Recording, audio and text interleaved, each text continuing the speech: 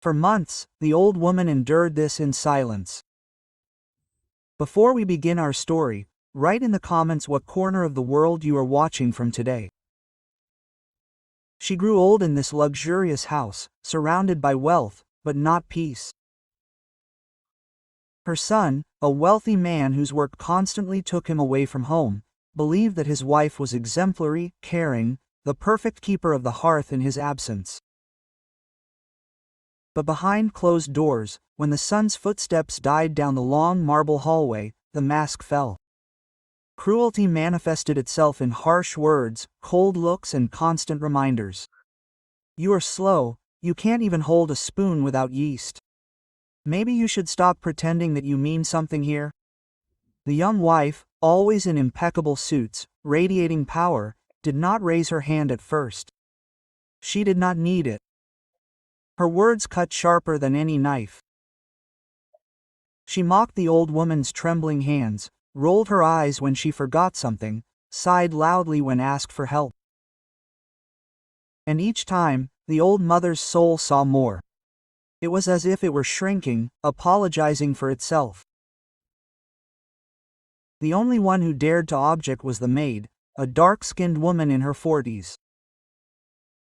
She had worked in the house long enough to recognize the rhythms of cruelty that played out when no one was looking. She saw the young wife's lips curl in disdain, heard the venomous insults hiss under her breath. At first, the maid tried gentle warnings, a quiet cough, restrained by "Madam, please," when the words became too harsh. But each time, the wife waved her off. "Don't interfere, this is a family matter." But the maid knew that cruelty was not a family matter. Cruelty was cruelty. And yet she endured, because the old woman begged her. "Please," the mother whispered late at night, tears in her tired eyes. "Don't make trouble. She'll make my life even worse." Quote. And the maid endured. She protected as best she could, with small gestures, an extra blanket when her wife turned down the heat out of spite, a kind word when harsh words made the old lady tremble, a firm hand when ridicule brought her to tears. But no one can endure forever. That day, the insults became sharper than ever. The young wife's patience snapped. She burst into the living room, where the old lady sat quietly, knitting with trembling hands. "Still wasting your time?" She chuckled. "You drop stitches more often than you knit. What's the point of pretending? You're just a burden." The old woman's hands froze. The yarn slipped from her fingers.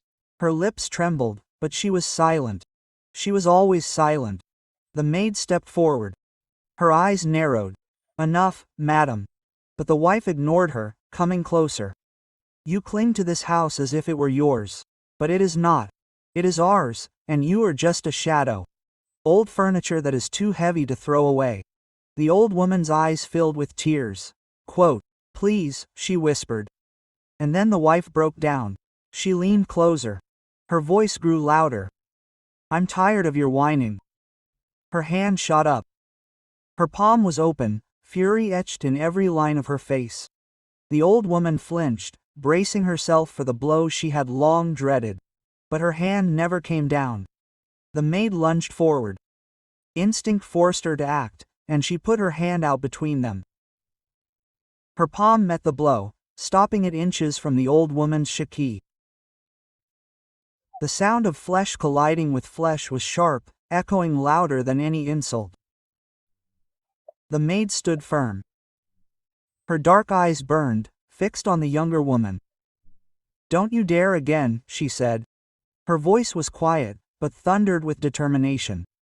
The wife's mouth fell open in shock, then twisted in rage. "How dare you think you can contradict me?"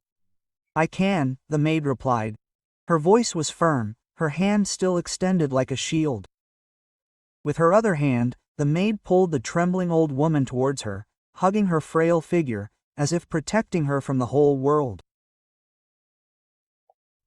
"You mocked her, humiliated her, broke her spirit with words, but you will not dare to touch her, not today and never."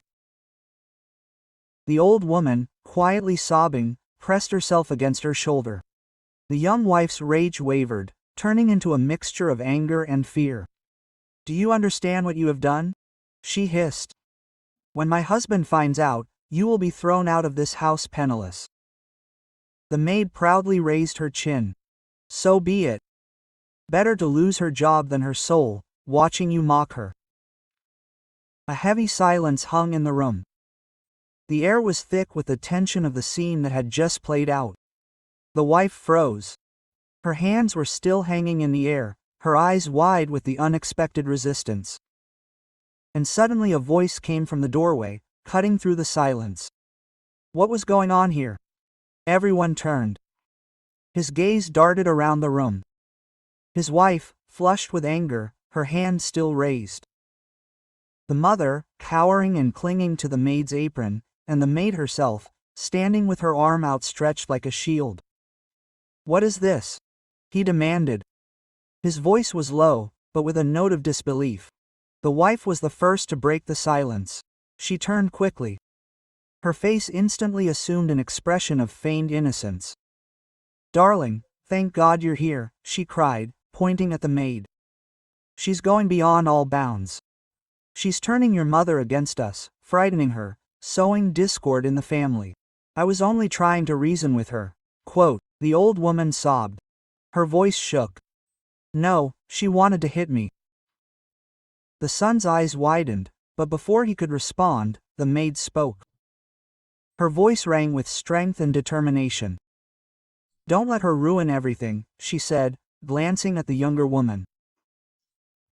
"I've seen her bully your mother, humiliate her, break her spirit day after day while you were gone. And today, when words were not enough, she swung at her." The maid stepped forward, her chest heaving with anger. "I stopped her and I will stop her again if I have to." The wife's face turned purple. "A lie. You will believe a maid, not your own wife." But the maid's anger was out now. The words she had held back for so long came pouring out. "Maid or not, I know what loyalty is. If you can't care for your mother with dignity, then say, because how can I?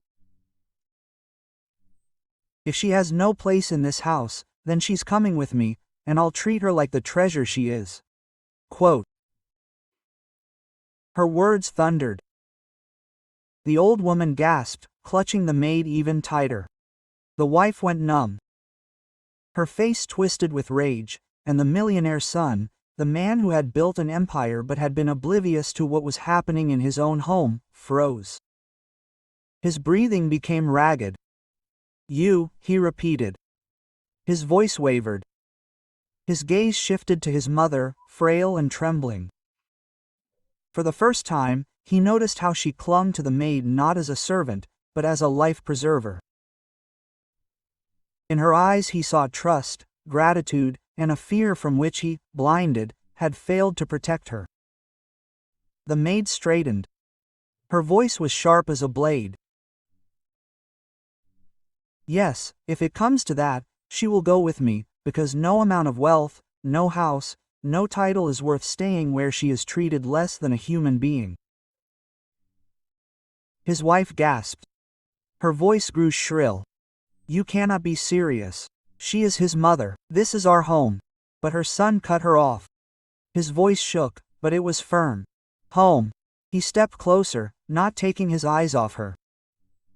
"This was my mother's home long before it was ours. And if anyone here has disrespected her, it is not the maid, it is you." His wife froze. Shock showed on her face. He turned. His voice softened as he knelt beside his mother. "Forgive me, mother," he whispered, tears glistening in his eyes. "Forgive me for not seeing. Forgive me for trusting appearances instead of truth," said the son. His voice shook with pain and shame. His hand covered his mother's fragile palm, which was still shaking from what she had experienced. "You will never be alone again." The old woman burst into tears, her weak body shaking with tears. But at that moment she clung not only to her son, but also to the maid, whose firm hand still protected her. For the first time in a long time, She did not feel invisible, she did not feel weak, she felt safe. The sun slowly rose. His gaze, now cold and devoid of its former tenderness, stopped at his wife. "Pack your things," he said, and there was not a drop of warmth left in his voice. "You will never raise a hand in this house again, not to my mother, not to anyone else." The wife opened her mouth, but the words died on her lips. Her heels clattered sharply on the marble floor as she turned and flew out of the room. Her silence was louder than any scream she could have made. The room seemed to exhale, releasing its suffocating weight. The maid finally lowered her hand. Her shoulders shook with the tension she had been holding in all this time. She looked at the millionaire, expecting anger, dismissal, maybe even punishment for her insolence. But instead, he placed his hand on her shoulder. His eyes were full of gratitude and heavy understanding. "You saved her," he said quietly. "You did what I should have done long ago. You stood where I was too blind to stand. For that, I owe you everything." Quote. The maid bowed her head. Her voice was soft but firm. "I only did what my heart told me to do." The old woman, still trembling, pressed herself against her son. Her tears were mixed with relief. The maid stood by her side. No longer just a servant in this house, but a person who had proven what true loyalty meant. In that moment, the house that had once been full of luxury but devoid of warmth began to take on a new soul. It was not just a house of marble and crystal. It was a house where truth had finally triumphed. The next morning, the house was unusually quiet. Sunbeams filtered through the heavy curtains, illuminating the living room where a storm had raged just yesterday. The old woman sat in her favorite chair by the window. Her fingers, still trembling, but calmer, they held a cup of warm tea, which the maid carefully handed to them. For the first time in many months, a weak smile lit up her face. She looked at the garden outside the window, where she once walked with her husband, who had long since left this world, and remembered those days when the house was full of laughter and love. Now, thanks to the maid, she felt that this house could become her home again. The son entered the room. His steps were slow, almost hesitant. He was still reliving the previous evening, going over every word, every look in his head. He sat down next to his mother, took her hand and was silent for a long time before speaking. "Mother, I was blind," he began. His voice was hoarse with emotion. "I was building an empire, but I did not see that I was losing the most important thing, you. I thought that money and success would protect us, but they only blinded me." The old woman looked at him. Her eyes were full of forgiveness. Quote, "Are you here now, son?" she said quietly. "That's all that matters." The maid, standing to the side, watched the scene with quiet pride. She never sought recognition, but at that moment she felt that her efforts had not been in vain. She remembered her own life, the years of hard work, the moments when she herself had to endure injustice. And yet she had never lost faith in goodness. Her mother, a woman with a strong spirit, had always taught her, "If you see injustice, do not remain silent. Even if the whole world is against you, stand up for the truth."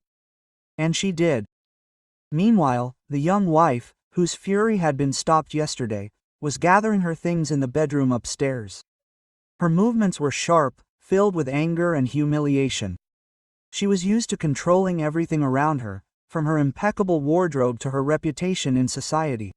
But yesterday she had lost more than just an argument. She had lost the power she had spent so long building. Her suitcases were almost packed when she heard her husband's footsteps outside the door. She straightened up, preparing for another defense, but his words were short and final. Quote, "You're leaving today. I don't want to hear any excuses." For the first time in her life, she had no answer. There was a sense of relief in the air as her wife left the house. The son returned to his mother, who was now sitting next to the maid, telling her an old story about how she learned to knit when she was young. The maid listened with a smile. Her presence was like a warm ray of light in the room. The son looked at them and realized that this house, which he considered his achievement, was actually held together by people like this woman. Not by wealth, but by heart. He approached the maid and said quietly, "You are not just a servant, you are part of this house, part of our family. If you want to stay, we will be glad to see you." The maid looked at him. Her eyes sparkled with suppressed emotion. Quote, "I will stay as long as she needs me," she replied, nodding at the old woman. For the first time in a long time, she smiled, no longer feeling like a burden, but like a person who was appreciated. Weeks passed, and the house began to change. The son began to spend more time with his mother, listening to her stories, laughing at her jokes, helping her knit, even if the stitches still